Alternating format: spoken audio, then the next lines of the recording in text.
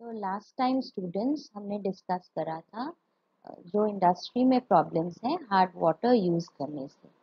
सबसे पहली समस्या जो हमने पढ़ी थी वो समस्या थी आपकी formation of scales and sludge in boiler, और जो दूसरी समस्या थी आपकी वो थी कॉस्टिक एम्ब्रिटलमेंट विच जो होती है NaOH की प्रेजेंस से। आइए आज हम और समस्याएं देखेंगे कि कौन सी समस्याएं और हैं जो बॉयलर में उत्पन्न होती हैं हार्ड वाटर को यूज करके। तीसरी समस्या जो बॉयलर्स में उत्पन्न होती है हार्ड वाटर को यूज करके, ये समस्या है this is the problem of boiler corrosion.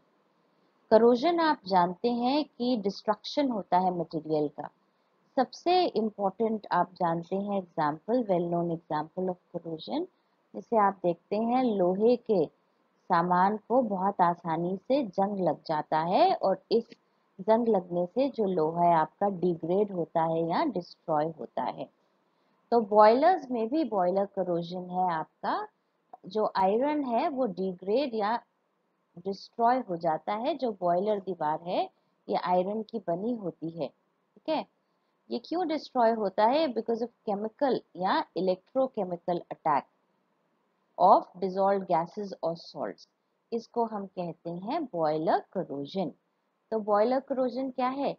जो आपका बॉयलर है जो आयरन का बना हुआ है, ठीक है, इसका केमिकल या इलेक्ट्रोकेमिकल अटैक से के द्वारा डिग्रेड या डिस्ट्रॉय होना कहलाता है बॉयलर करोजन। तो बॉयलर्स में ऐसा करोजन क्यों होता है? क्योंकि बॉयलर्स के पानी में कुछ डिजॉल्व्ड गैसेस या कुछ डिजॉल्व्ड सॉल्ट्स उपस्थित होते हैं जो आपकी बॉयलर वॉल को करोड करते हैं। तो बॉयलर में करोजन जो है 3 प्रकार का हो सकता है। Number 1, corrosion due to dissolved oxygen. दूसरा है corrosion due to dissolved carbon dioxide, और तीसरा है corrosion due to dissolved salts, ठीक है। आइए सबसे पहले हम देखते हैं कि what happens in corrosion due to dissolved oxygen. आप जानते हैं कि आयरन जो है यदि ऑक्सीजन डिजॉल्व होगी, इससे पानी की उपस्थिति में आयरन कंबाइन होकर आपका बनाएगा ferrous hydroxide FeOH whole twice. और ये ferrous hydroxide FeOH whole twice और ऑक्सीजन से क्रिया करके रस्ट में it will get converted into rust. तो यदि रस्ट बनेगा your boiler material will corrode. तो कैसे हम रिमूव कर सकते हैं ये डिजॉल्व ऑक्सीजन को? डिजॉल्व ऑक्सीजन को हम रिमूव कर सकते हैं या तो सोडियम सल्फाइड डाल के। यहाँ देखिए सोडियम सल्फाइड है आपका Na2SO3।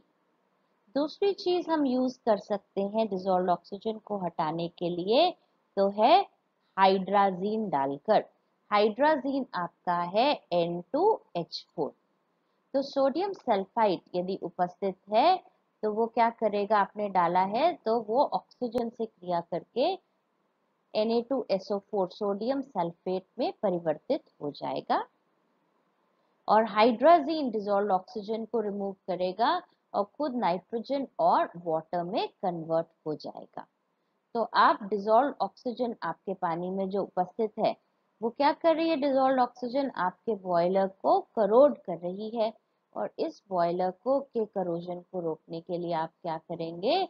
पानी में या तो Na2SO3 डाल देंगे। क्या नाम है Na2SO3 का? Sodium sulphide. या आप डाल देंगे हाइड्राजीन। Hydrazine is N2H4। तो इस प्रकार से आप अपने पानी में से डिजॉल्व ऑक्सीजन को हटा लें। दूसरा जो करोजन अभी बताया था आपको वो है due to presence of carbon dioxide, ठीक है। तो ये कार्बन डाइऑक्साइड जो है यदि आपके पानी में हार्ड वाटर में मैग्नीशियम बाइकार्बोनेट उपस्थित है तो आपको कार्बन डाइऑक्साइड देगा बॉयलर में गर्म होने से। और ये जो कार्बन डाइऑक्साइड है पानी से क्रिया करके ये आपका बनाता है कार्बोनिक एसिड। और कार्बोनिक एसिड भी जो है ये आपका बॉयलर में स्लो करोजन करता है। तो बॉयलर में आप कार्बन डाइऑक्साइड को हटाने के लिए आप ammonia, you can use ammonia in the form of NH4OH। तो अमोनियम हाइड्रोक्साइड कार्बन डाइऑक्साइड से रिएक्ट करके अमोनियम कार्बोनेट बनाएगा और ये कार्बन डाइऑक्साइड रिमूव हो जाएगी। तीसरे प्रकार का करोजन जो देखने में आता है आपके बॉयलर्स में, वो होता है कुछ डिसॉल्व्ड सॉल्ट्स की वजह से। फॉर एग्जाम्पल मैग्नीशियम क्लोराइड पानी में हार्ड वाटर में उपस्थित है, आपका बनाएगा, this will form your magnesium hydroxide and HCl।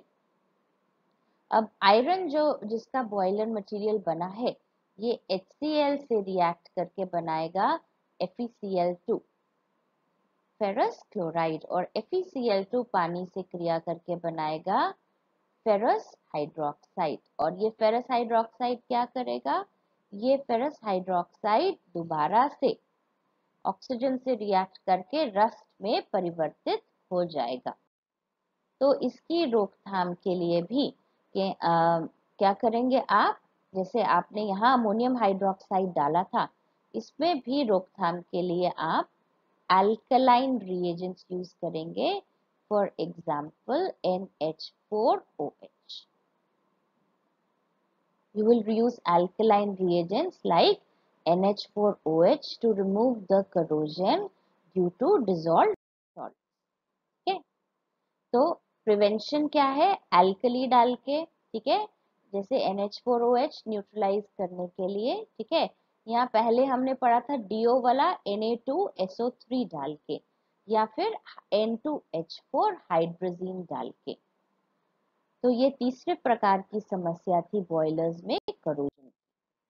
अब नेक्स्ट टाइप ऑफ जो चौथे प्रकार की समस्या है, the fourth type of problems in your boilers that you observe is the problem of priming and foaming। okay, तो आइए देखिए priming और foaming क्या है। foaming है ऐसे कंटिन्यूअस और persistent बबल्स, हार्ड बबल्स का बनना बॉयलर्स में जो आसानी से टूटते नहीं हैं। जो साधारण बबल है आपका वो आसानी से टूट जाएगा, पर ऐसे परसिस्टेंट बबल्स जो आसानी से ना टूटे उनका बनना क्या कहलाता है, उनका बनना कहलाता है foaming. So what is foaming? Foaming is the formation of persistent bubbles which do not break easily। तो ये यहाँ पे क्या करेंगे, ऐसे बबल्स जो आसानी से टूटते नहीं हैं, ये बॉयलर में आपके स्टीम की जगह को, दे occupy the space of steam. आइए देखें दूसरा प्रोसेस क्या है। दूसरा प्रोसेस है प्रिमिंग। प्रिमिंग को कहते हैं हम wet steam formation. So priming is called as wet steam formation. कभी कभी जब हम आपका पानी जब बॉयल हो रहा होता है तो कुछ लिक्विड वाटर के ड्रॉपलेट्स भी उस पानी में चले जाते हैं। तो वैसे तो जब आपका पानी बॉयल होता है तो स्टीम में परिवर्तित हो जाता है, पर कभी कभी पानी उबलते समय कुछ वाटर ड्रॉपलेट्स भी स्टीम के साथ चले जाते हैं, और इस वेट स्टीम के बनने को कहते हैं हम priming. This is called as priming. तो क्या कॉजेज है प्रिमिंग के, देखिए, यदि बहुत सारा सॉल्ट्स, डिसॉल्व्ड सॉल्ट्स उपस्थित हो पानी में तो आपके वेट स्टीम फॉर्मेशन होगा, प्रिमिंग होगा। यदि बहुत तेजी से गर्म कर रहे हैं, सडनली बॉईल कर रहे हैं और बॉयलर का डिजाइन प्रॉपर नहीं है तो आपका वेट स्टीम फॉर्मेशन होगा, प्रिमिंग, और फोमिंग भी होगा। तो प्रिमिंग और फोमिंग से क्या होता है, आपके मशीनरी की लाइफ कम होती है और बहुत सारा हार्म होता है आपके बॉयलर की मशीनरी को। बिकॉज आप जज नहीं कर सकते हैं कि कितना प्रेशर मेंटेन करना है, कितनी जगह घिर रही है, और life of the machinery gets reduced and the efficiency of the boiler is also reduced. तो हम कैसे अवॉइड कर सकते हैं वेट स्टीम फॉर्मेशन ना हो? बॉयलर डिजाइन को प्रॉपर करके, ठीक है, सॉफ्ट वाटर यूज करके और डिजॉल्व सॉल्ट्स की मात्रा को कम करके, ठीक है। फोमिंग देखिए, फोमिंग आपको पहले ही बता दिया है, ना टूटने वाले परसिस्टेंट बबल्स, ठीक है। अब फोमिंग को हम कैसे प्रेजेंट करेंगे? हम फोमिंग को प्रेजेंट करेंगे कुछ केमिकल्स डाल के, कुछ ऑयल्स डाल के, जैसे कैस्टर ऑयल, ठीक है, या फिर कुछ कंपाउंड्स डाल के जैसे सोडियम एल्यूमिनेट। तो अब तक हमने डिस्कस करा कि पानी के अंदर जो समस्याएं हैं हार्ड वाटर यूज करने से, वो बहुत ही हार्मफुल है डोमेस्टिक लेवल पे भी और इंडस्ट्रियल लेवल पे भी। और बॉयलर इंडस्ट्री में यदि आप हार्ड वाटर यूज करें तो मुख्यतः 4 तरह की समस्याएं उत्पन्न होंगी। सबसे पहली समस्या क्या है? Formation of scales and sludge. Second problem है कॉस्टिक एम्ब्रिटलमेंट की। थर्ड प्रॉब्लम है करोजन की due to dissolved gases and salts. And चौथी समस्या है प्रिमिंग एंड फोमिंग की। तो बहुत जरूरी है कि हम पानी को सॉफ्ट वाटर यूज करें, और यदि कहीं हार्ड वाटर है तो पानी को हम सॉफ्ट बनाएं, ठीक है। अब पानी को सॉफ्ट बनाना दो प्रकार से हो सकता है, ध्यान से सुनिए इधर। एक होता है एक्सटर्नल ट्रीटमेंट ऑफ वाटर। ये जो भी उपचार है ये पानी को बॉयलर में फीड करने से पहले करते हैं। So the water is treated outside your boiler when you are doing external treatment of water. And दूसरे प्रकार का ट्रीटमेंट है कि आपने बॉयलर में पानी डाल दिया है, उसके बाद आप पानी को ट्रीट कर रहे हैं। इस ट्रीटमेंट को, जब आपने पानी को बॉयलर में फीड कर दिया और उसके बाद ट्रीट कर रहे हैं, इस प्रकार के ट्रीटमेंट को आप कहते हैं, this is known as internal treatment of water. नोट कर लीजिए, दिस इज कॉल्ड एज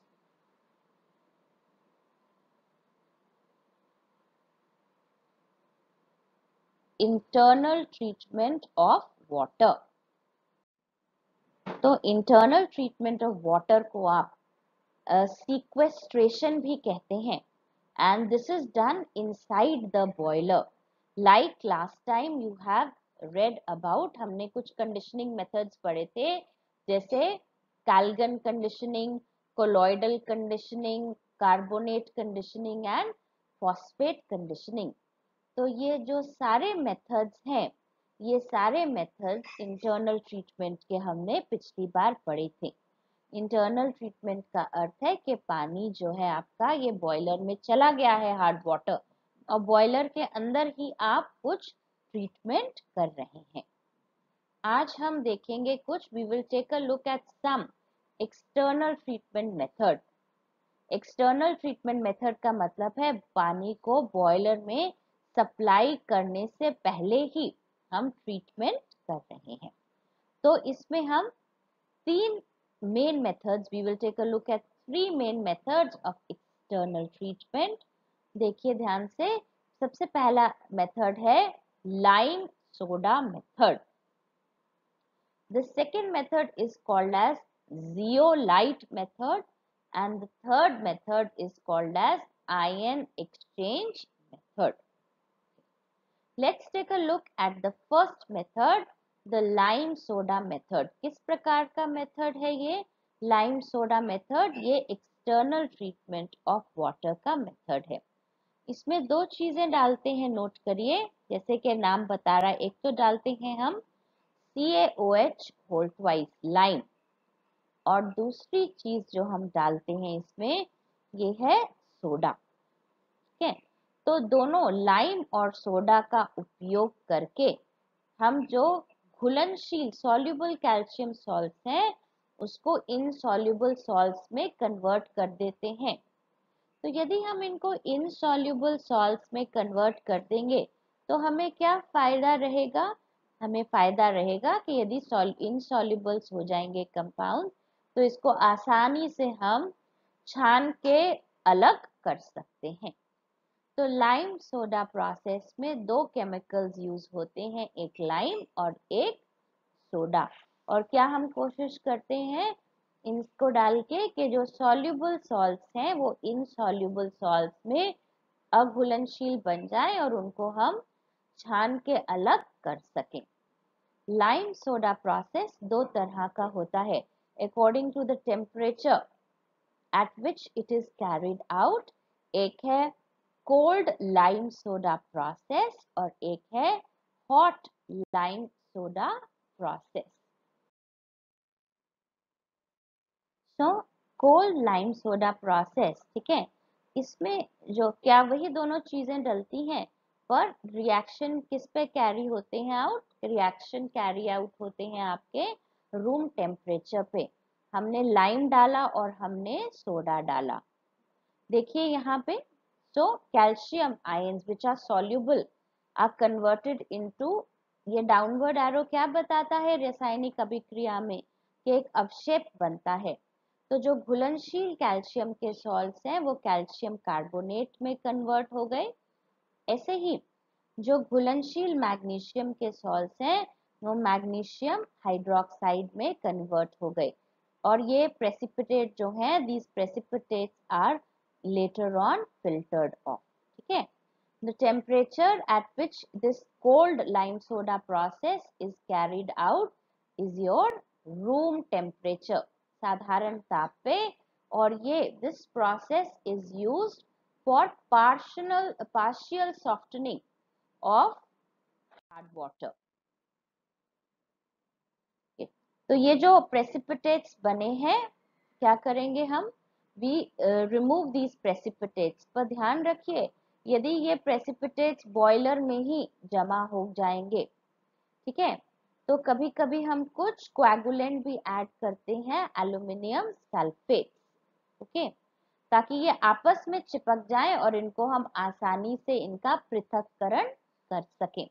तो कोआगुलेंट का क्या काम है? कोआगुलेंट का काम होता है जो छोटे छोटे पार्टिकल्स हैं उनको आपस में पास ले आना, ताकि वो आसानी से चिपक के एक बड़ा पार्टिकल बना दें और प्रेसिपिटेट हो जाए।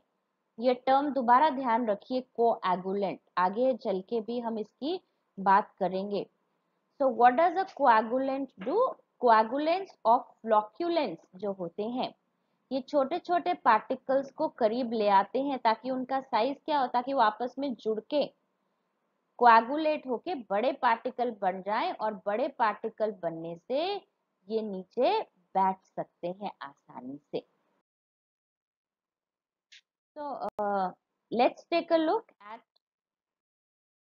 the hot lime soda process।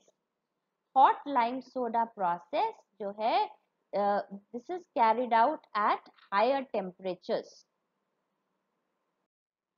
So this is carried out at higher temperatures and the same reactions take place. This is the diagrammatic for the hot lime soda process. इसमें reaction, उसमें partial treatment था, इसमें reaction लगभग complete हो जाता है और क्योंकि टेम्परेचर ज्यादा है रिएक्शन जल्दी से होता है और इसमें कोआगुलेंट की भी आवश्यकता नहीं पड़ती है। तो थोड़ा सा बेटर है ये प्रोसेस। अब इसके बाद let's take a look. Zeolites are hydrated sodium aluminosilicates. यहाँ पे देखिए फॉर्मूला देखिए, ये फॉर्मूला है सोडियम जियोलाइट का। आसानी के लिए हम इसको रिप्रेजेंट कर देंगे एज Na2Z।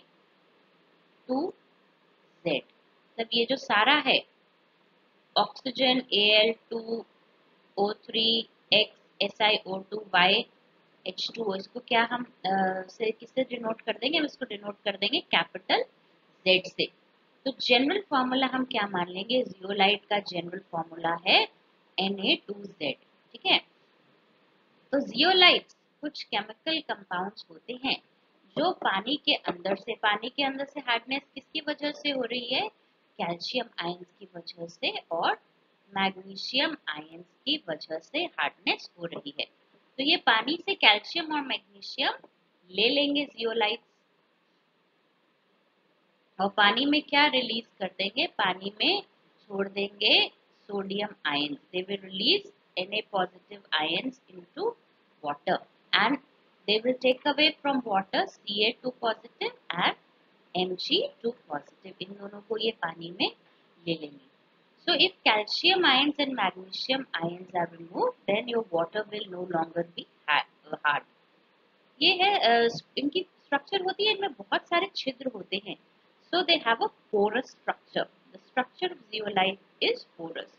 और हम सिंप्लिसिटी के लिए इनको कैसे रिप्रेजेंट करेंगे जियोलाइट्स को, एज Na2Z, अदरवाइज इनका फॉर्मूला ये है, जनरल फॉर्मूला।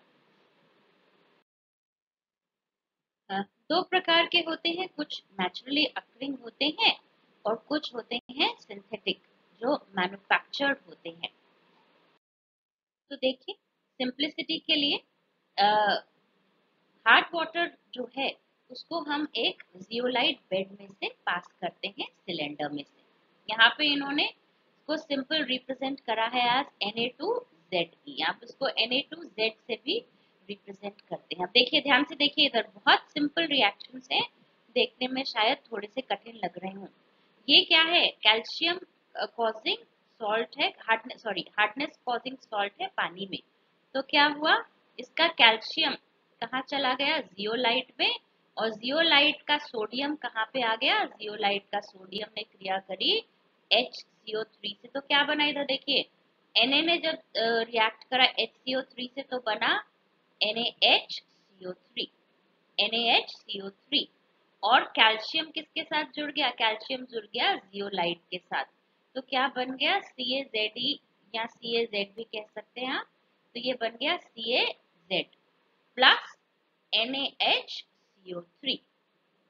तो हार्डनेस कॉजिंग जो आयन था वो Z के साथ जुड़ गया या Ze के साथ जुड़ गया। ठीक है, अब देखिए इधर यदि मैग्नीशियम है, अब मैग्नीशियम कहाँ चला जाएगा, मैग्नीशियम जुड़ जाएगा इसके साथ, Z के साथ या Ze के साथ। ठीक है, और सोडियम किसके साथ जुड़ेगा, HCO3 के साथ। क्या बनेगा, सोडियम बाइकार्बोनेट, और ये ट्रैप हो गया और पानी में से रिमूव हो गया। ये पानी में this will be released into water.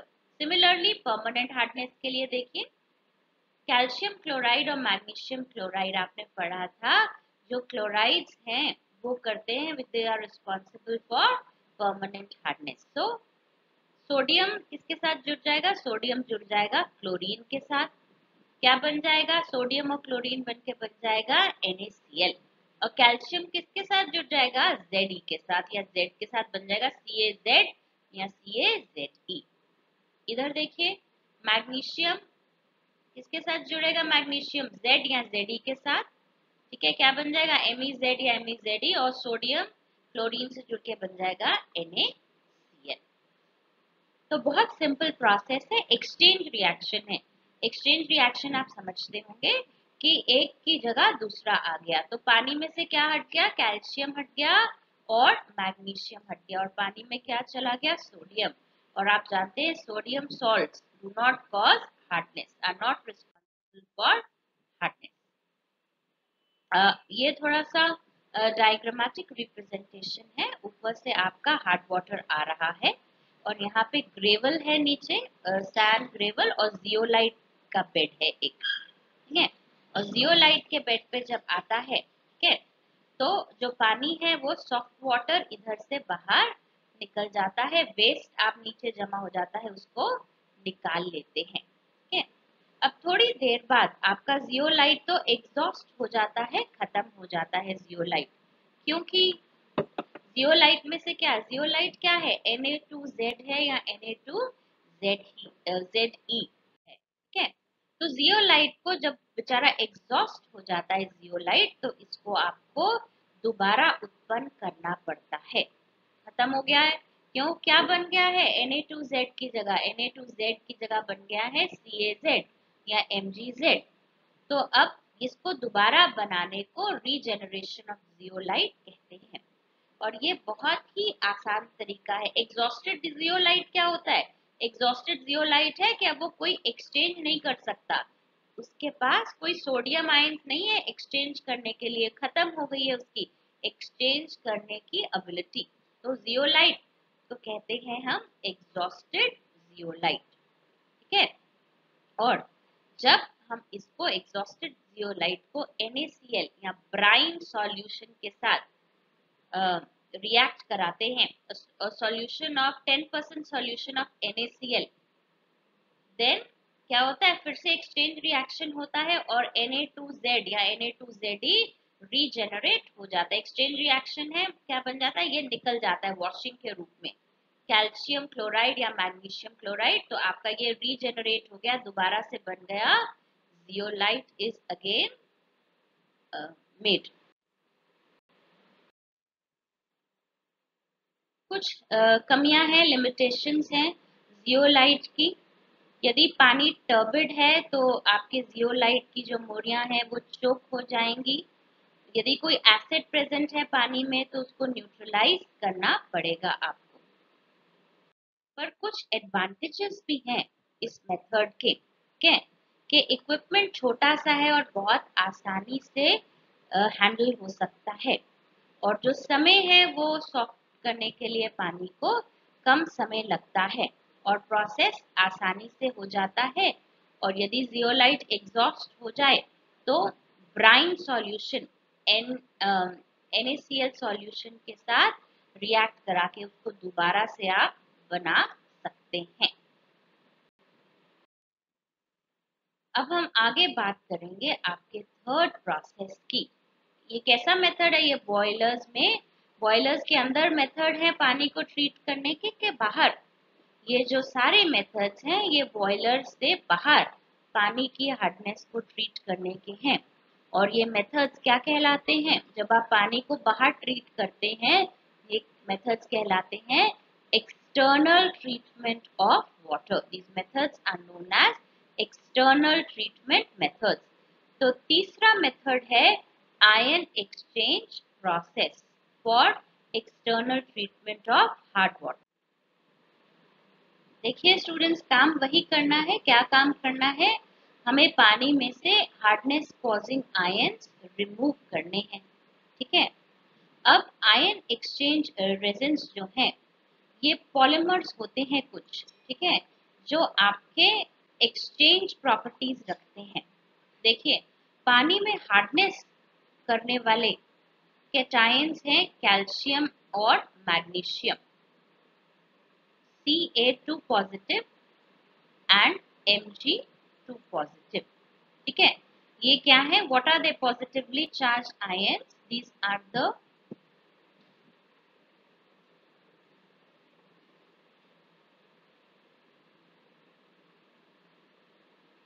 Cations which cause hardness in water. ये कैटायंस है। और बताइए कि विच आर द एनायंस, कौन से एनायंस की वजह से हार्डनेस है, प्लीज बताइए। Which anions cause hardness in water? Please tell. Anions which cause hardness in water are HCO3 negative. क्या नाम है इसका? HCO3 नेगेटिव का bicarbonate, HCO3 negative. Okay, then और कौन सा एनायन है which causes hardness? Cl negative. क्या नाम है Cl नेगेटिव का? Chloride ion, is called as the chloride ion। and एक और क्या है? the other one is SO4 2 negative, ठीक है। अब क्या करना है? पानी में से या तो कैल्शियम मैग्नीशियम हटा लें हम, ठीक है, या हम ये बाइकार्बोनेट क्लोराइड वगैरह हटा लें, ठीक है। तो कुछ रेजिन्स होते हैं, रेजिन्स क्या है? कुछ पॉलीमर्स हैं जो ये एक्सचेंज क्रिया, एक्सचेंज रिएक्शन करेंगे, ठीक है। क्या करेंगे? पानी में से कैल्शियम और मैग्नीशियम हटा लेंगे और पानी में क्या छोड़ देंगे उसकी जगह? H पॉजिटिव, ठीक है। ये वाले एक्सचेंज रेजिन्स हमारे कहलाते हैं cation exchangers, ध्यान से सुन लीजिए, cation exchangers. What will cation exchangers do? Cation exchangers are going to remove calcium and magnesium ions from hard water, and उसकी जगह what are they going to release? They are going to release H positive into water. Okay. और दूसरी तरह के exchangers कहलाते हैं anion exchangers. Anion exchangers क्या करेंगे? Anion exchangers bicarbonate, chloride etcetera इसको रिमूव कर देंगे पानी में से और उसकी जगह पानी में रिलीज कर देंगे OH नेगेटिव. ठीक है. So there are two types of exchangers, cation exchangers and anion exchangers. और exchange reagents हैं क्या? Exchange reagents हैं polymers जो cross-linked long chain organic polymers हैं जिनकी porous structure है और exchange reactions कर सकते हैं. ठीक है. So अभी आपको बताया दो प्रकार के exchangers हैं. कैटायन एक्सचेंजर्स ये क्या रिमूव करेंगे? कैटायंस को. कौन से कैटायंस को? कैल्शियम और मैग्नीशियम को. ठीक है. और दूसरे प्रकार के एक्सचेंजर्स क्या है? Anion exchangers. ये क्या रिमूव करेंगे पानी से? ये पानी से बाइकार्बोनेट, क्लोराइड आदि हटा के पानी में क्या रिलीज करेंगे? OH negative. Okay. Now let's understand here. Take a look at this diagram. Okay. देखिए यहाँ पे आपने इंजेक्टर है आपका. ठीक है. और आप यहाँ से आप अपना हार्ड वाटर इंट्रोड्यूस करते हैं. You are introducing your hard water from here. यहाँ से आपका हार्ड वाटर जा रहा है.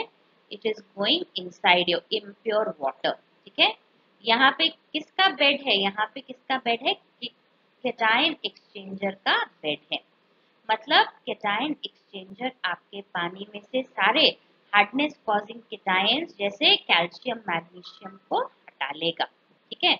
और पानी निकल के यहाँ से आएगा, आगे पंप से दूसरे एक्सचेंजर में जाएगा. दूसरा एक्सचेंजर कैसा है? Anion exchanger. ठीक है. अभी देखिए इस पानी में क्या होगा? कैटायंस तो नहीं होंगे कैल्शियम मैग्नीशियम के, पर पानी में कैल्शियम मैग्नीशियम की जगह क्या होगा? H positive. ठीक है. और क्या क्लोराइड हट गया है अभी पानी में से? नहीं, क्योंकि कैटायन एक्सचेंजर ने सिर्फ कैल्शियम, मैग्नीशियम आयंस, सारे आयंस हटा दिए, सिर्फ H पॉजिटिव कैटायंस पानी में डाल दिए हैं. तो अभी क्लोराइड है आपके पानी में. और क्या पानी में है बेटा आपके? इसको नोट कर लीजिए. और पानी में आपके है SO4 2 नेगेटिव. आपके पानी में ऑलरेडी है सल्फेट. तो आपके पानी में ऑलरेडी है सल्फेट. ठीक है. तो इधर देखिए आपका पानी यहाँ से गया. ये कैसा है? हार्ड वाटर है आपका, इम्प्योर वाटर. यहाँ से जब गया तो कैल्शियम और मैग्नीशियम हट गए पानी में से और पानी में क्या इंट्रोड्यूस हो गया? H positive. ये पानी यहाँ से निकल के इधर पंप के थ्रू दूसरे में जा रहा है. अभी इस पानी में ये सब चीजें उपस्थित हैं. H positive, Cl negative, SO4 2 negative. अब ये जब दूसरे एक्सचेंजर में जाएगा तो इसमें क्लोराइड और सल्फेट भी रिमूव हो जाएंगे और पानी में क्या हो जाएगा? Introduce OH negative. पानी में क्या रह जाएगा? OH नेगेटिव और केवल H पॉजिटिव. ठीक है. तो यहाँ से आपका प्योर वाटर, यहाँ से आपका प्योर वाटर निकल के बाहर आ जाएगा. तो आयन एक्सचेंज प्रोसेस में जो पानी मिलता है वो हर एक प्रकार के मिनरल से मुक्त होता है और उस पानी को हम कहते हैं demineralised water. So water from here, first tank is the cation exchange tank. All cations are removed in this tank and then your water goes into the second tank, which is your anion exchange tank. Okay. And you are getting here from below, what are you getting? You are getting pure water from here. Okay. And this water is free from all types of minerals and it is called as demineralized water. Okay. यहाँ पे जो आप side में जो दो tanks देख रहे हैं, एक में लिखा हुआ है एसिड रीजेनरेटर और दूसरे में लिखा हुआ है एल्कलाइन रीजेनरेटर। तो जैसे आपका जियोलाइट प्रोसेस में जियोलाइट एग्जॉस्ट हो जाता था, ऐसे ही आपका यहाँ पे रेजिन जो है वो एग्जॉस्ट हो जाता है। मतलब एसिड अब सारे Ca पॉजिटिव Mg पॉजिटिव नहीं हटा पाता और एल्कली क्लोराइड सल्फेट बाइकार्बोनेट नहीं हटा पाता, क्योंकि उसकी एक्सचेंजेबिलिटी खत्म हो गई है। तो उसको दोबारा बनाने के लिए हम थोड़ा सा यहाँ से एसिड डालते हैं और बेस डालते हैं, ताकि दोबारा से आपके जो रेजिन्स हैं ये रीजेनरेट हो जाएं। ठीक है, let's take a look at the reactions occurring। मान लीजिए आपका हार्डनेस कॉजिंग क्या है, Ca2 पॉजिटिव आयन और मैग्नीशियम आयन से हार्डनेस हो रही है।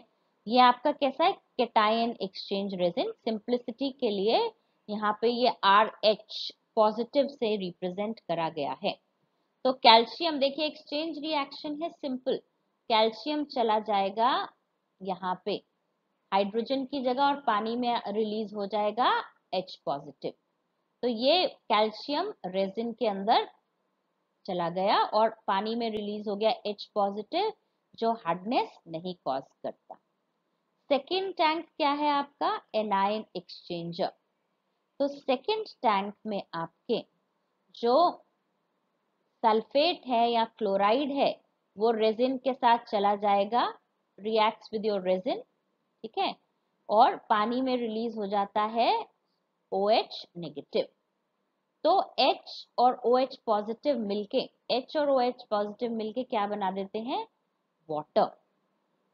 सो ये जो पानी है ये हर प्रकार की मिनरल से मुक्त है, इसीलिए ये पानी कहलाता है डीमिनरलाइज्ड वाटर।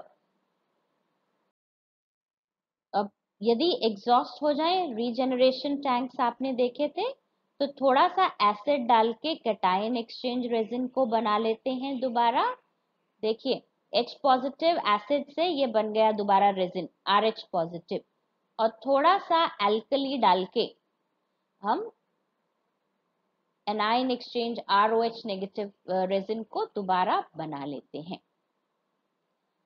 कुछ एडवांटेजेस हैं, ये प्रोसेस बहुत इजी टू ऑपरेट है और प्रोड्यूस करता है पानी of very low hardness, but the cost setup is expensive for this method.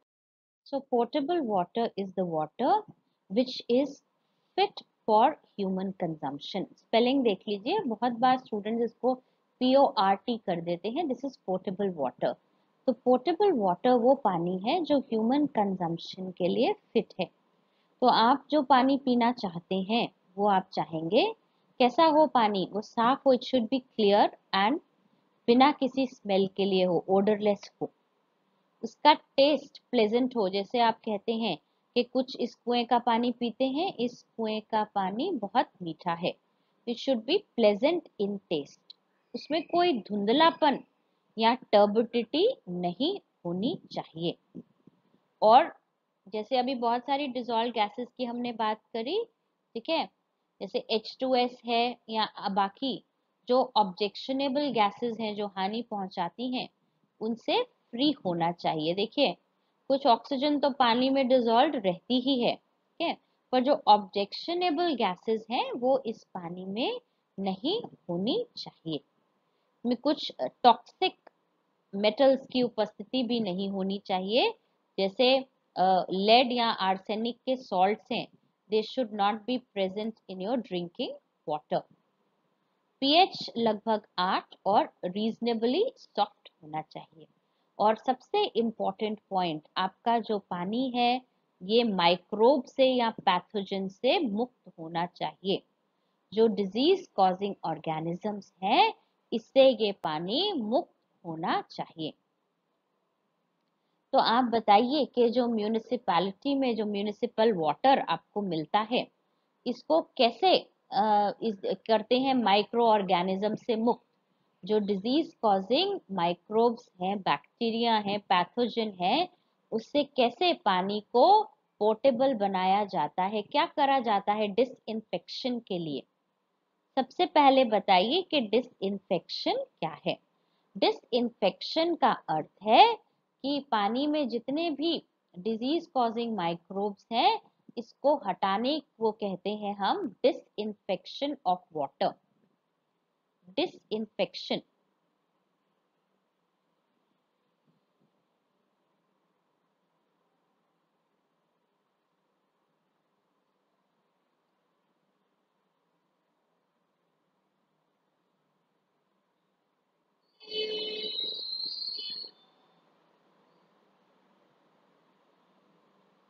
तो disinfection means killing and removal of disease causing microbes. यदि हमने, हमेशा तो पॉसिबल नहीं है कि आप सभी प्रकार के बैक्टीरिया हटा दें। यदि आप सभी प्रकार के बैक्टीरिया हटा सकते हैं तो एक थोड़ी सी स्लाइटली डिफरेंट टर्म यूज करते हैं और टर्म कहलाता है sterilisation. The term is called as sterilisation. तो देखिए दो टर्म्स हैं, एक है डिसइंफेक्शन और एक टर्म है स्टेरिलाइजेशन। तो स्टेरिलाइजेशन, डिसइंफेक्शन क्या है? Killing of microbes, disease causing microbes in water. और स्टेरिलाइजेशन का मतलब है थोड़ा सा ज्यादा है कि सभी प्रकार के killing and removal and destroyal of all types of microbes in water. तो हम जो म्यूनिसिपल वाटर है उसको हम डिसइंफेक्ट करते हैं कि अधिकांश उसमें से जो बैक्टीरिया है या बाकी माइक्रोब्स हैं वो हट जाएं। तो आप बताइए म्यूनिसिपल वाटर में क्या यूज होता है पानी को डिसइंफेक्ट करने के लिए? आपका पानी को डिसइंफेक्ट करने के लिए यूज होता है ब्लीचिंग पाउडर। तो क्या आप ब्लीचिंग पाउडर का फॉर्मूला बता सकते हैं? What is the formula of bleaching powder?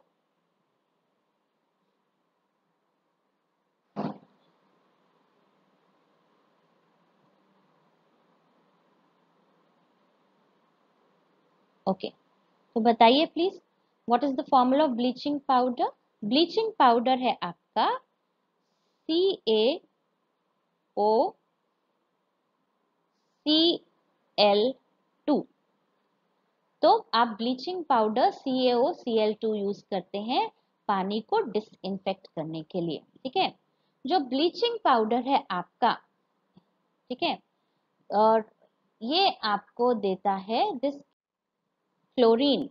और ये जो क्लोरीन है ये फाइनली पानी से रिएक्ट करके आपको एक एसिड देती है HOCl, hypochlorous acid, HOCl।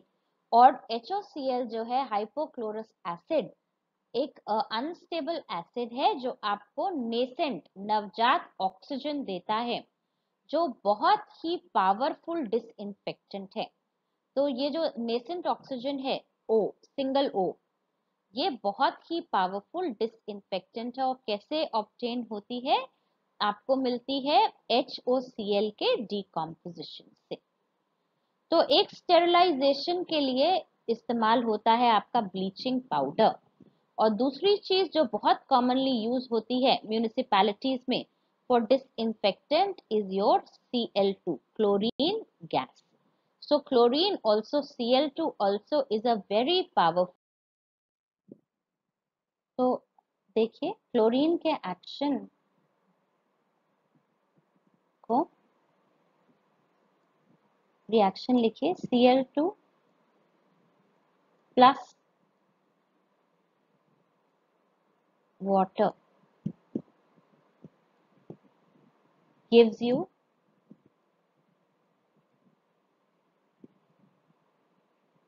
HOCl। इसका नाम लिखिए HOCl का, क्या नाम है इसका?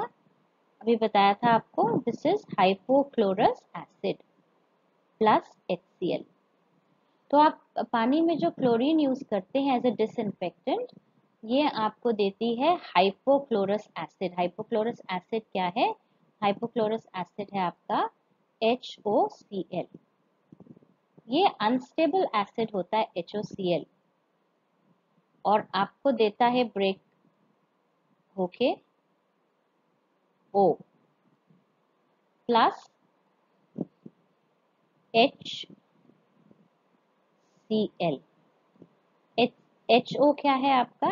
HO is known as your nascent oxygen.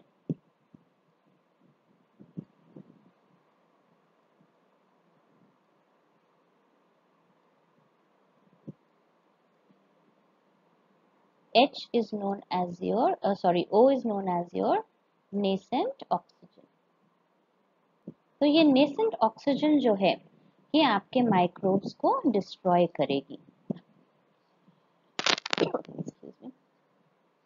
तो आपका जो क्लोरीन होता है that is used to destroy the bacteria, क्योंकि क्लोरीन पानी से रिएक्ट करके gives you HOCl and HOCl जो है वो ब्रेक डाउन होके देता है O nascent oxygen which kills your microbes. तो आइए एक और चीज देखते हैं हम जो कहलाता है ब्रेक पॉइंट क्लोरीनेशन। तो क्लोरीन जो है हमें समझ में आ गया कि बैक्टीरिया को माइक्रोब्स को डिस्ट्रॉय करता है because of action of nascent oxygen.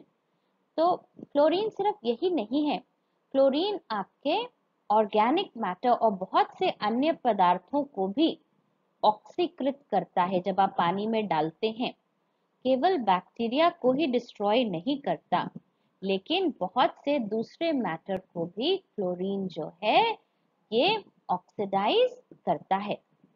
इसीलिए क्लोरीन जब हम ऐड करते हैं तो इसकी डोज कितनी आप डाल रहे हैं वो देखना बहुत इंपॉर्टेंट है। कुछ चीजें होती हैं जो कम सांद्रता पे ऑक्सीकृत हो जाती हैं और कुछ चीजों के लिए और कुछ चीजों को ऑक्सीकृत करने के लिए ज्यादा कॉन्सेंट्रेशन क्लोरीन की डालनी पड़ती है। तो ब्रेक पॉइंट क्लोरीनेशन या ब्रेक डाउन क्लोरीनेशन का अर्थ है कि आप इतनी क्लोरीन डालें कि जितना भी ऑर्गेनिक मैटर है और रिड्यूसिंग सब्सटेंसेस हैं पानी में वो ऑक्सीकृत हो जाए और जो माइक्रोब्स प्रेजेंट है पानी में वो भी डिस्ट्रॉय हो जाएं। So what is break point or breakdown chlorination? It means addition of breakdown or breakpoint chlorination means addition of sufficient amount of chlorine so that organic matter and other reducing substances are oxidized due to chlorine and microbes are also destroyed or killed. This is known as breakdown or breakpoint chlorination. तो जब आप break down point तक या break point तक chlorine डालते हैं तो सभी प्रकार का बैड स्मेल टेस्ट बैक्टीरिया पानी से रिमूव हो जाता है। इसके अलावा भी एक हमने देखा एडिशन ऑफ ब्लीचिंग पाउडर, दूसरा देखा एडिशन ऑफ क्लोरीन। इसके अन्यथा भी कुछ और स्टेरिलाइजेशन के मेथड्स हैं, जैसे by another method is by use of ozone. By use of ozone, ozone आप जानते हैं is O3। Ozone is a very powerful disinfectant और ये क्लोरीन की तरह कुछ बैड टेस्ट नहीं इंट्रोड्यूस करता है पानी में, ना ही आपकी म्यूकस मेम्ब्रेन को इरिटेट करता है। इसी तरह एक और बढ़िया मेथड है by using ultraviolet rays, by using ultraviolet light. But problem with these methods are that these use of ozone, these methods are expensive methods. तो थोड़ा सा मुश्किल हो जाता है इनको लार्ज स्केल में यूज करना। एक और ट्राइड एंड टेस्टेड मेथड है, यदि आपके पास गंदा पानी आ रहा है आपकी म्यूनिसिपल सप्लाई से या आपका किसी कारणवश ग्राउंड वाटर ही कॉन्टामिनेटेड है तो एक बहुत अच्छा तरीका है, पैथोजन को आप सोचते हैं कि पैथोजेंस ना रहे पानी में, क्या आप बताएंगे क्या है? Simply by, yes some of you are right, simply by boiling the water. लगभग 15 से 30 मिनट तक पानी को उबालकर हम निश्चिंत हो जाते हैं कि इसमें अब भी कोई भी माइक्रोब्स इस पानी में उपस्थित नहीं है। तो क्या हम बॉइलिंग को लार्ज स्केल पे यूज कर सकते हैं? नहीं, हम बॉइलिंग को लार्ज स्केल पे यूज नहीं कर सकते, because it will also become very expensive, just like use of ozone. तो आज हमने अलग अलग डिसइंफेक्शन के मेथड्स डिस्कस करे और हमने 3 तरीके देखे। एक्सटर्नल कंडीशनिंग ऑफ वाटर, मतलब बॉयलर में पानी सप्लाई करने से पहले क्या क्या मेथड्स हैं। आज का अपना डीएचए नोट करिए। Please note down your DHA for today. I think ये आपका डीएचए 6 रहेगा। Draw diagram only. Draw diagram only to show ion exchange method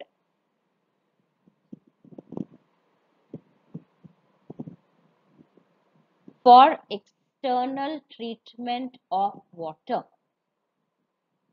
तो आपको केवल डायग्राम की मदद से सिर्फ डायग्राम बनाना है। किस प्रोसेस के लिए? आयन एक्सचेंज प्रोसेस के लिए।